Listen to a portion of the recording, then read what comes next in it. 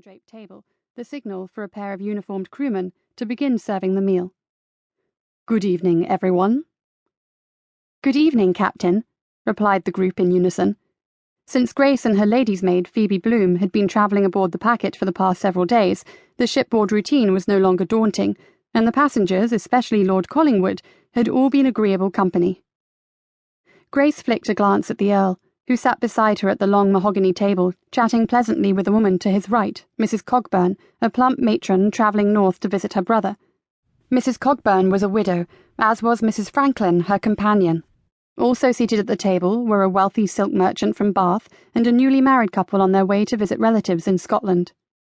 Lord Collingwood laughed at something Mrs. Cogburn said, then casually shifted his attention to her.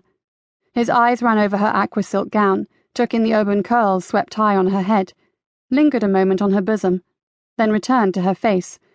"If I might say so, you look particularly fetching tonight, Miss Chastain."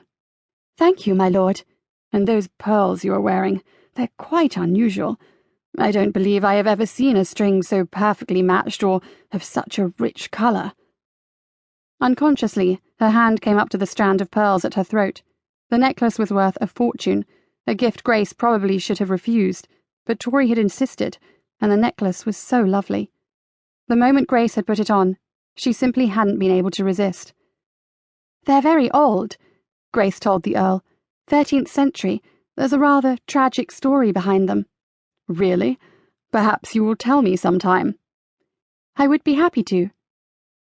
The captain began speaking just then, relaying the progress they had made so far on their journey, then listing the delights on the menu for supper. Wine glasses were filled, and silver dishes appeared with an array of vegetables, meat, and fish. "So, my dear Miss Chastain, how did you pass your day?" Lord Collingwood leaned back as a uniformed waiter scooped a plump piece of chicken and lemon sauce onto his plate.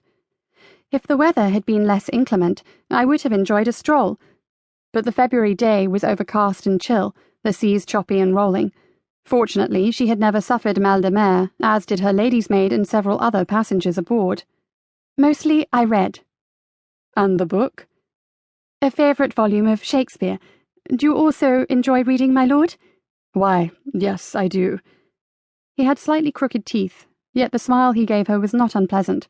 "And I, too, enjoy the Bard." The remark was followed by a discourse on King Lear, his lordship's favourite work. Grace joined in, saying that she most enjoyed Romeo and Juliet. "Ah, a romantic," the captain said, entering into the discussion. Grace smiled. "To tell you the truth, I never really thought of myself that way, but perhaps I am a bit of a romantic. And you, Captain Chambers? Which volume of Shakespeare do you favour?" There was no time to reply, as the salon door swung open and a burly seaman appeared at the top of the ladder. He made his way down to the salon and hurried over to speak to the captain. She couldn't hear what was being said, but after a minute, the captain pushed to his feet. "If you will excuse me, ladies and gentlemen, it appears duty calls." At the murmur that went around the room, Chambers gave them a reassuring smile. "I'm sure it's nothing to worry about. In the meantime, please continue to enjoy your meal." The stout grey-haired man departed, and conversation resumed. No one seemed unduly concerned, though it was obvious the passengers were curious about what might be occurring. "If it's anything of import," the Earl said, "I'm sure we'll find out when the captain returns." The group chatted amiably throughout the meal, and after they finished dessert, Lord Collingwood invited her for a stroll round the deck. "Unless, of course, it's too chill for you out there." "I would love to walk. A bit of fresh air sounds just the thing." As supper approached, there had been a slight break in the weather, and though it yet remained cold, the seas appeared somewhat less formidable. Lord Collingwood escorted her across the deck to the rail, and she took a deep breath of the brisk sea air.